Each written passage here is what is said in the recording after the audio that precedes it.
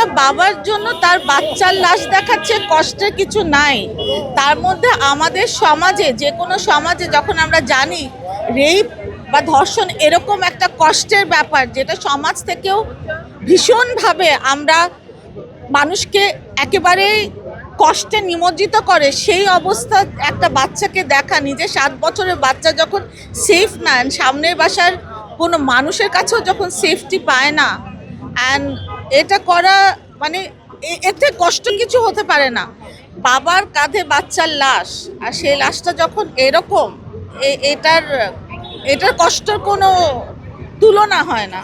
আমি মনে করি আমরা বিচার পাবো এবার, এই ক্ষেত্রে তো পাবো, কারণ আমাদের প্রাইম মিনিস্টার গতদিন ওনাদের বাসায়তে গেছেন, রামিসার বাসায়, সেটা আমাদেরকে একটা আশার আলো জাগায়।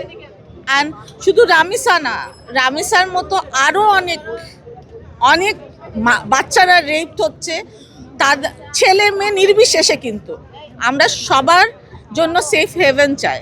সঠিক প্যাড আর সঠিক তথ্য দিয়ে এসব সামলে নিব এক হয়ে। Monalisa sanitary napkin. বিচারটা কেন হচ্ছে না?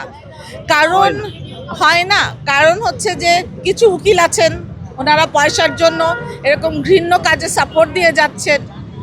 আর যারা আছে তারা জানে তো আমাদের ল অ্যান্ড অর্ডার এত স্ট্রিক্ট না। আমাদের ল অ্যান্ড অর্ডারটা যদি আমাদের ফেভারে থাকতো, এই ধর্ষকদেরকে যদি সাপোর্ট না করতো, যদি কঠিন শাস্তি হতো, তাহলে কিন্তু আর এটা হতো না।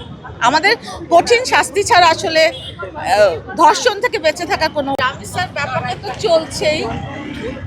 আমরা প্রত্যেকটা নারী শিশু সবার নিরাপত্তা চাই। আমরা ছোটবেলায় এমন একটা পরিবেশে বড় হয়েছিলাম যেখানে আমরা সাইকেল চালিয়েছি, যেখানে আমরা মাঠে খেলেছি, আমরা আমাদের বন্ধুদের সাথে ঘুরেছি। তখন আমাদের কখনো মনে হয়নি যে এইটা সেফ না, আর আমরা কি কাপড় পরছি, এগুলো কোনো ইস্যু ছিল না। কিন্তু এখন এগুলো ইস্যু হয়ে দাঁড়িয়েছে। আর আমরা মনে করি যে এই পরিবেশ থেকে, আমাদের দেশের পরিবেশ থেকে পাল্টাতে হবে। আমাদের দেশের পরিবেশ না পাল্টালে, এই কিছু দৃষ্টান্তমূলক শাস্তি না হলে আমরা কোনোদিন আমাদের সমাজ পরিবর্তন করতে পারবো না।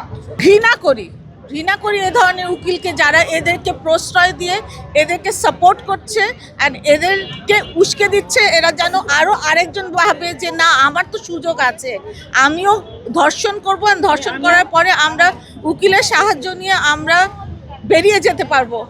সবাই উকিলদেরও উচিত এগুলো থেকে সাপোর্ট না করা, কেস না নেওয়া। আমাদের এই ধর্ষণ থেকে বাঁচাতে হবে এই সমাজকে।